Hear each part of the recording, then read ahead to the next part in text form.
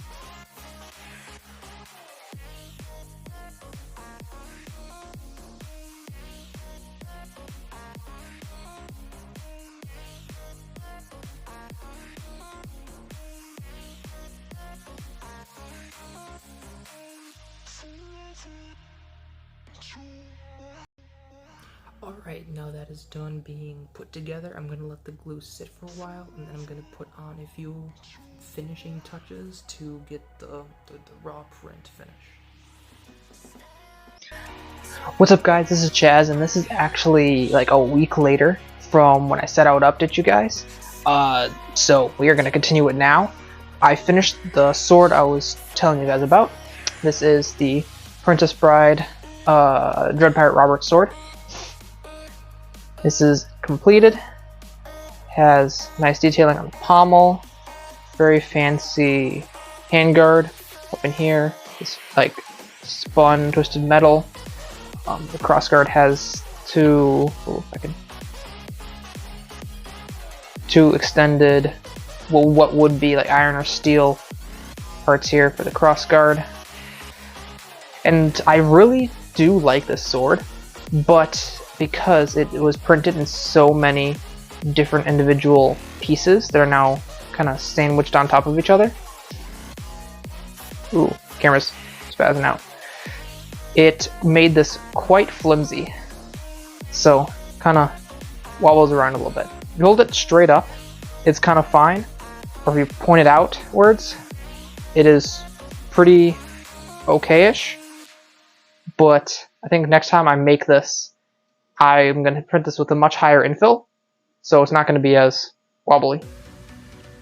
And because this is also a week later, I printed two more swords that I'm going to show you guys.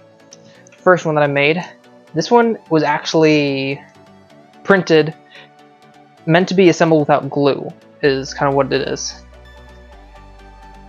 Each of these pieces looks kind of like a puzzle piece, and they interlock with each other on either side. And in the center,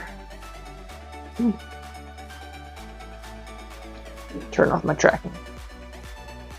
And in the center of the blade, there is a little, I want to say, hourglass-shaped rod that pulls together each of these pieces. That runs straight through the center of this. And this handle is actually a screw, so once you put the blade inside of the handguard here, you just crank this and it screws all of this together and pulls it in, so it is it's assembled all without glue, which is quite an amazing idea. And I would love if more creators, more designers would make swords like this. Now if I added glue, it would increase the stability. But altogether, it is not bad at all. It works really nicely. I can swing it around, even though it wobbles a little bit. There is no cracking, no breaking, no nothing. Which I really, really like about the sword.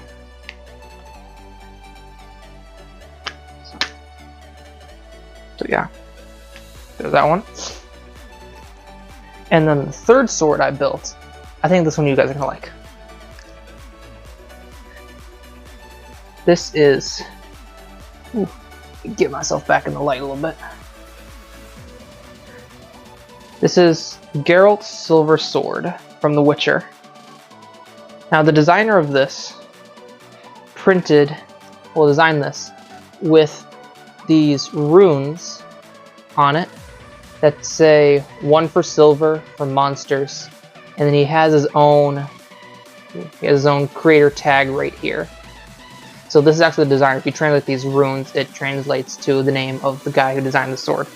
But I really like this sword. The pommel, if I can show you, are 2 wolves intertwined with each other. Very much like, I'm pretty sure in the game, it also has this.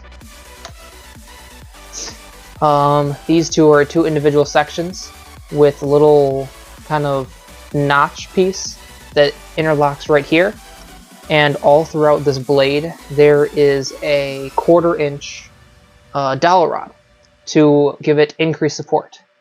And it fits really nicely. I didn't have to do any horizontal hole expansion or any of that. It fits perfectly right through. So they're displayed as in 1, 2, 3, 4, 5 pieces. The cross guard is in 2 separate pieces here. You have 2 pieces for the handle and 1 for the pommel.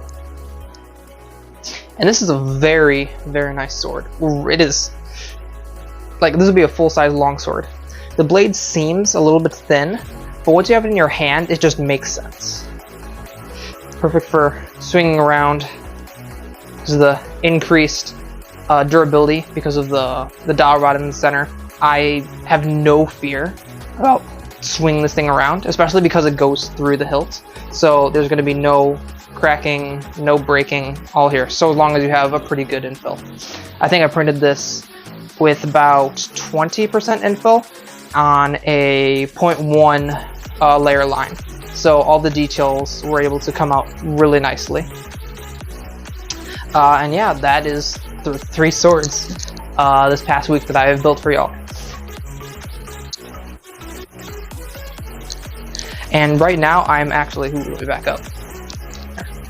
And right now I'm actually starting to print a katana that I'm going to throw up on the Etsy shop. I'm going to print that, a long sword, and possibly another pirate sword, maybe another katana. And I'm going to sand those, paint those, I'm going to completely finish them, I'm going to throw them up on the site, and we're going to get our shop underway. Until then, see y'all guys at the con.